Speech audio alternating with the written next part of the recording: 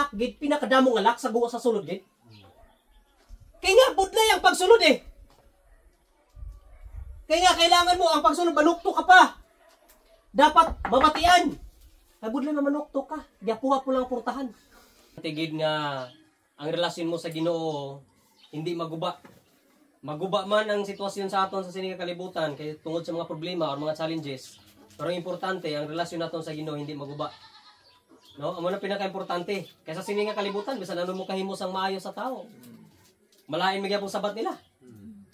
Pero importante na malain man sabat nila ang imuha maayo sa gyapon. Hindi man sila anis imo, importante ikaw anis. Amo na pinaka-importante. Kay budlay sa pagiging Kristohanon nga ang imo pagiging Kristohanon bala hambal nila init bugnaw. Hindi pwede na. Dapat sa aton pagiging Kristohanon kung pwede lang ang ning pag-init nakita ko ni Bro Romnick. Init gid always. No? Importante gina kay nga kung alabaa pa nga itong pagpangalagad sa Ginoo may tendency nga gamay lang huyop sang problema, dula ka na. No? Di ta maghambal nga sa pagpalapit naton sa Ginoo walay problema. Ako as a pastor, madamo problema. Madamo problema. No.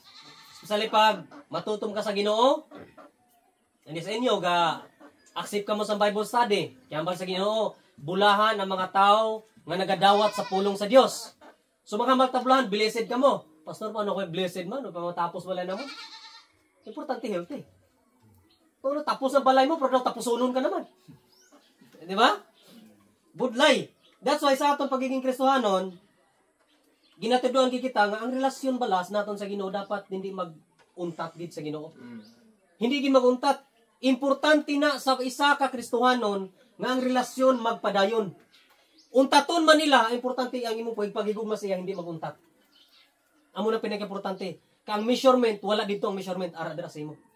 O pareha lang, wala siya pagigugma sa imo. Ikaw may ara pa, di padayon. Kung madula siya, ang importante ang imong pagigugma sa iya wala madula. The same thing man sa Dios, ang pagigugma sa Ginoo sa aton wala gid pagkadula. Kita lang gani kadula-dula. Kadula ay papa. No? Ang Diyos ini. Kadula-dula ta. Ginoo, pagbugtaw ko, tapan ko sa rekta. Kaya nga, hindi makapauntat sa akon ang pagpangalagad ko sa Ginoo. Kaya nga, wala ko gitawag sa tao, gitawag ko sa Ginoo. Tunta, pangayo, pangita, panuktok. Kumbaga, pangayo plus, pangita plus, panuktok plus, ay equals, action.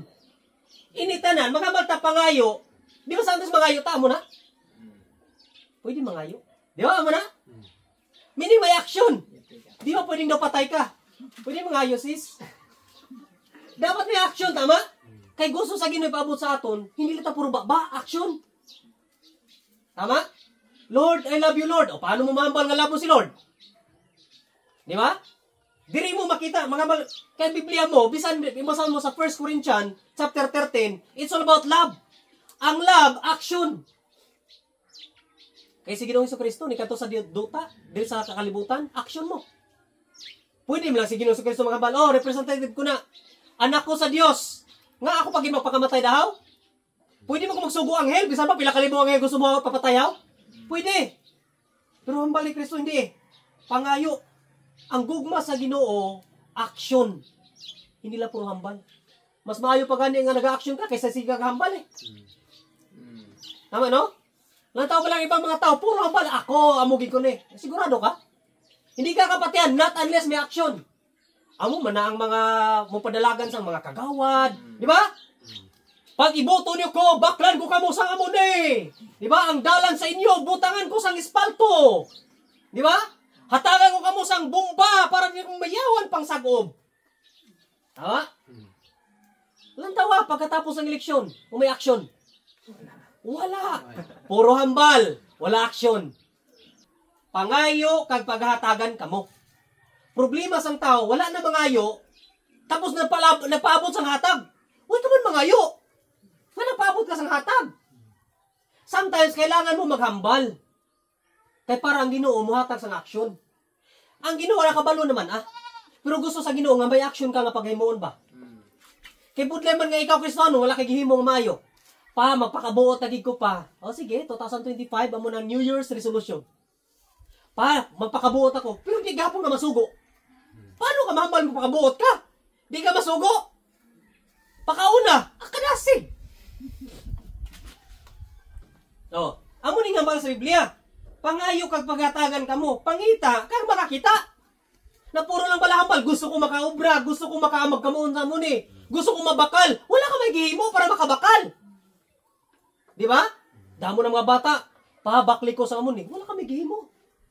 Para ma-inspired ba ng papa mo kag mama mo nga baklan ka. Di ba?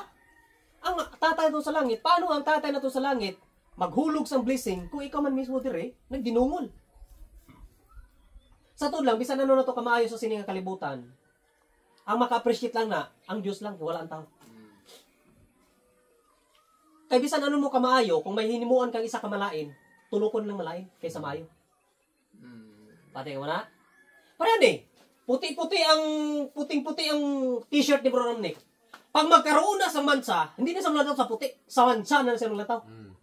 Pareha mo na sa kabuhi sang tao, kay Kristohano. Bisan ano mo na kabulig sa ila, mabot ang punto nga siyempre wala ka na ikabulig. Pag mangayo na sila, pag mahambal ka, wala gid. Subong gid, wala kumahatag.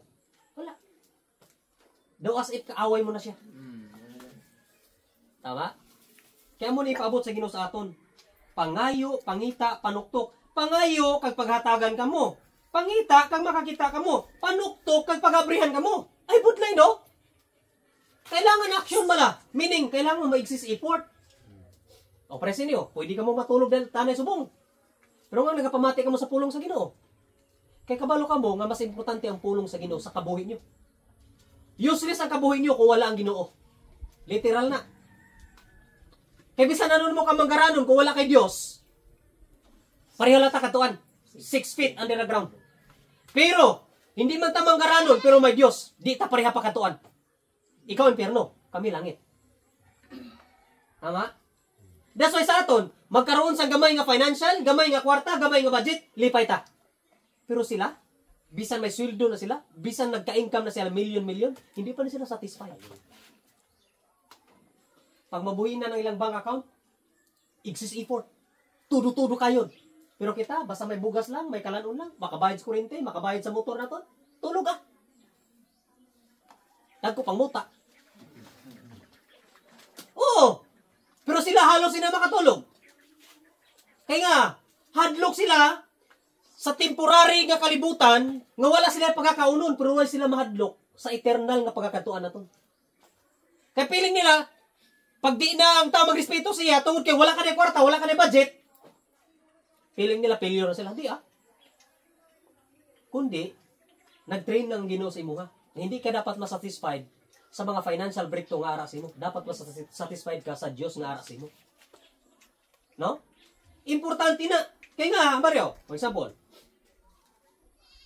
ito may importante sa piyak. No. Paano ka makasunod sa balay kung nakakandado? Manuktok. Budla man nakaroon adto ang lock sa sulod, nasa guwa. Hapos lang, gusto hindi ka manuktok. Di ba? Nakita nyo, ang purtahan, ang lock gate, pinakadamong nga lock sa guwa sa sulod gate. Kaya nga, budlay ang pagsulod eh. Kaya nga, kailangan mo ang pagsulod, manuktok ka pa. Dapat mamatian. Ay, budlay na manuktok ka. Diyapuha po lang ang purtahan. May tao na, ginagawa. Ano ka mo, teleport ka sa sulod? Tama? So, kailangan tunugid. Di ba? Kailangan tunugid pasuraw. Paano makabati ang ara sa sulod kung gihapuha po lang purtahan? Kung kakatulog to, pas mabugtaw na yan. Di ba? Doon mo ilaban. Oh, pare sa pulong sa Ginoo. Kung gihinay ko lang ni.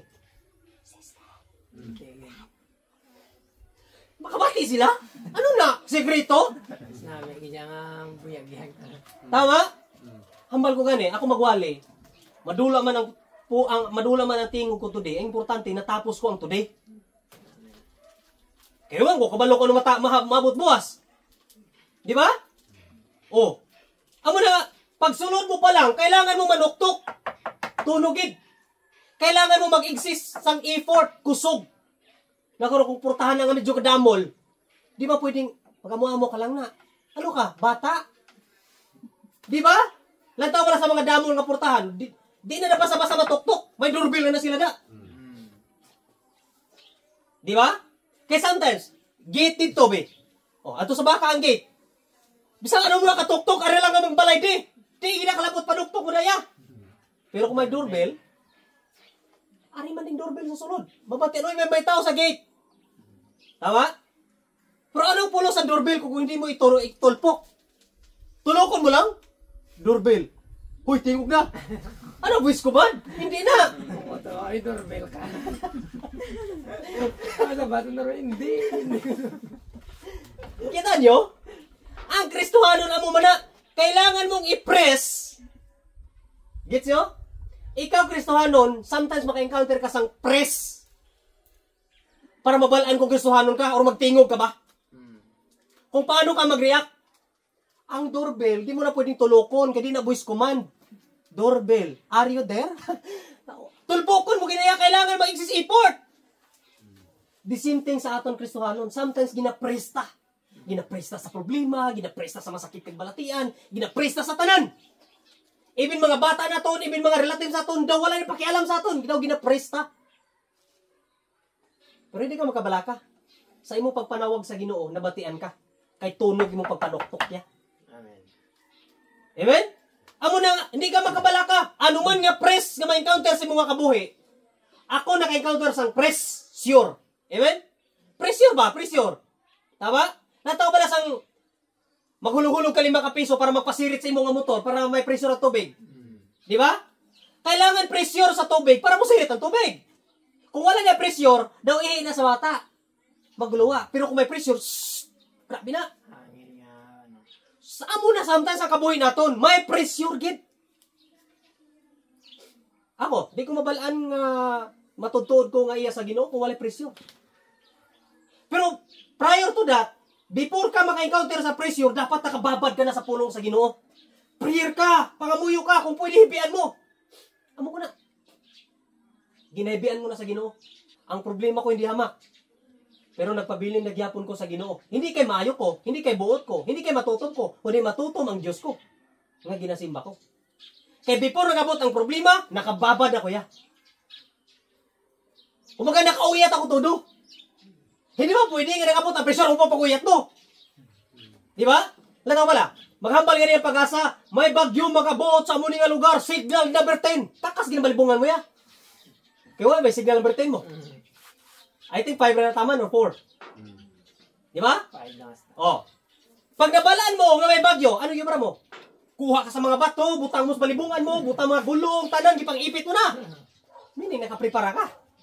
The same thing man na sa pagpangalagad sa Ginoo. Before magabot ang pressure, before magabot ang problema, dapat nakaready ka na. Uyat ka na ba? No? Kaya kita tanan may problema. Bisan pa smile pa ka mo or magpa-smile mo ako, may damot na problema ya.